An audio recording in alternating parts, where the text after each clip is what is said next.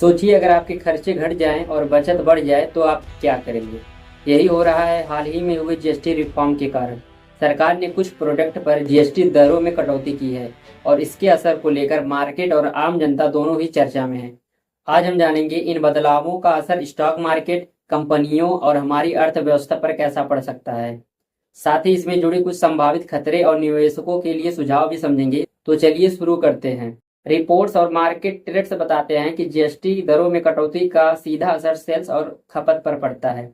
Example के तौर पर कुछ विशेषज्ञ मानते हैं कि अगर किसी बड़ी कंपनी जैसे ऑटोमोबाइल सेक्टर पर टैक्स का बोझ कम होता है तो उनकी बिक्री अचानक बढ़ सकती है। मान लीजिए मारुति सुजुकी जैसी कंपनी एक ही दिन में 300 कारें बेच दे, तो ये जीएसटी कटौती के सकारात्मक प्रभाव को दर्शा सकता है।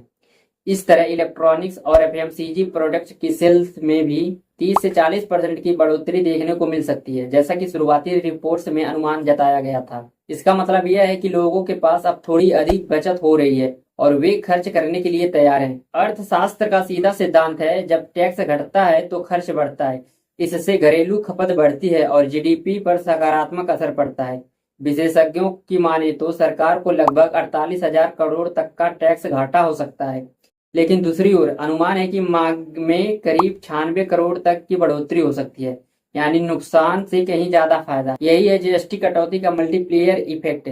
मान लीजिए आपने बचत से एक नया मोबाइल खरीदा, कंपनी की बिक्री बढ़ी, कंपनी ज्यादा उत्पादन करेगी, नई नौकरियां निकालेगी, नौकरियां बढ़ेंगी, लोगों की आय बढ़ेगी, फिर से खर्चा बढ़ेगा। यही चक्र चलता रहेगा और जीडीपी को कई गुना फायदा होगा। हालांकि अभी तस्वीर सकारात्मक है, लेकिन कुछ खतरे और चुनौतियां भी हैं। विशेषज्ञों का कहना है कि यदि अमेरिका या अन्य देश टैरिफ बढ़ाते हैं तो भारत का एमएसएमई सेक्टर और एक्सपोर्ट प्रभावित हो सकता है। एक्सपोर्ट में गिरावट का असर रोजगार पर पड़ सकता है, यानी अगले 6-7 महीने वैश्विक परिस्थितियों को देखते हुए थोड़े चुनौतीपूर्ण हो सकते हैं। विशेषज्ञ मानते हैं कि लंबे समय के निवेशकों को घबराने की जरूरत नहीं है। एसआईपी, म्यूचुअल फंड्स और लॉन्ग टर्म स्टॉक में निवेश बने रह सकते हैं। हाँ, शॉर्ट टर्म में ट्रेड्स के लिए मार्केट थोड़ा वोलाटाइल रह सकता है, इसलिए स्टॉप लॉस और सावधानी जरूरी है।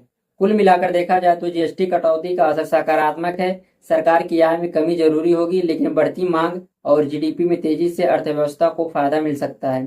फिर भी हमें वैश्विक नीतियां और टैरिफ्स पर नजर रखनी चाहिए। तो दोस्तों, आपको क्या लगता है, जीएसटी कटौती भारत की अर्थव्यवस्था के लिए गेम चेंजर साबित होगी या सिर्फ अस्थायी राहत? नीचे कमेंट में अपनी राय जरूर बताइए।